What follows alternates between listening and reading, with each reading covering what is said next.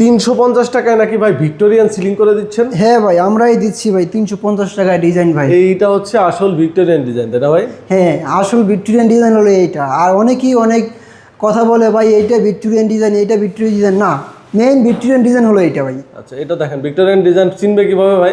ভাই Victorian design চিনবে ভাই, কাজ করা থাকে বেশি, নতুন নতুন ডিজাইন আছে, যেই ডিজাইনের ভিতরে ওইটাই হলো ভিক্টোরিয়ান ডিজাইন। আর অনেকে বলে যে ডিজাইন কম কিন্তু বলে ভিক্টোরিয়ান ডিজাইন। না, ভিক্টোরিয়ান ডিজাইন হলো এইটা।